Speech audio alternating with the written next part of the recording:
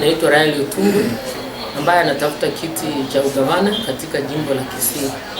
Nataka niseme ya kwamba wale watu ambao wanafanya public officers kama CS Matiang'i, tunawaambia ya kwamba ni vizuri wafanye kazi yao, lakini wakionekana kuingilia mambo ya siasa inakuwa ni vibaya, kwa sababu kwa katiba letu hawa watakani kufanya siasa.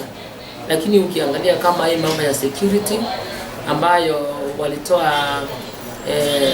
walitoa GSU kutoka security ya deputy president wakaweka APs, wakati aliambiwa aelezee, alianza kuelezea hata akitaja mali yote ya William Samuel Ruto. Sasa tukashindwa ni kwa nini afanye hivyo. Yeye angejibu ile swali yenye aliulizwa na angepeana tu jibu, lakini yeye aliingilia mambo ya kisiasa, akaingia sana mpaka akapita kiasi. Na sisi tunauliza, je, na yeye mali yake ni gani? Na yeye anatakana pia akuje na yeye aweke wazi mali yake, na yeye aweke wazi wale walinzi wake, tujue pia ni wangapi. Ya pili, sisi tunataka tuelewe ni kwa nini yeye anaingilia mpaka mambo ya siasa, kwa sababu siasa saa hii kuna watu wanaendelea kufanya kampeni yao polepole, lakini unapata kutoka wale wakieleweke wakifanya kampeni yao, ama wale wenye wanapenda Raila Odinga wakifanya kampeni yao hawana shida, hata waingiliwe na wanasiasa. Lakini ikifika wale wa Ruto wanaanza kuingiliwa na wanasiasa, na wanaanza kuingiliwa na polisi, na at the same time hawapati protection kama wale wengine wanapata. Kwa nini yeye anachukua mkondo moja na yeye ni CS ambaye anatakana kufanyia watu wote kazi?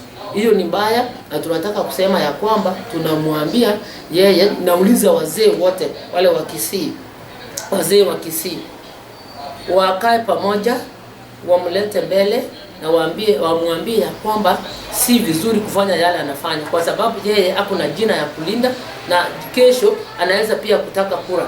Asiende akaharibu, asiende akafanya watu wengine wakamuona mbaya, ili naye pia yaweze kuwa kiongozi wa kesho. So kwa sababu ya hiyo anatakana kuambiwa hiyo maneno.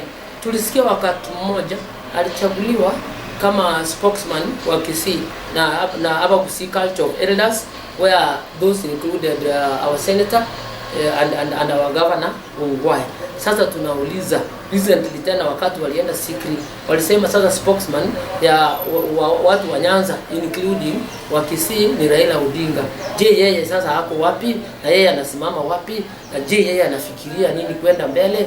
Sasa kama yeye anafikiria kuwa mwanasiasa, ni vizuri pia achilinde na angalie, na he should make sure that he doesn't make as many enemies as possible. He should be able to take care of his line, akuwe mtu mzuri, kwa sababu kama anafikiria mambo ya siasa mbele, lazima ajue jinsi ya kufanya biashara yake. Na sisi tunasema ya kwamba atuachilie hata wale watu ambao tuko kwa Ruto, pia watupatie protection, na sisi tufanye kampeni yetu so long as we observe the COVID-19 rules.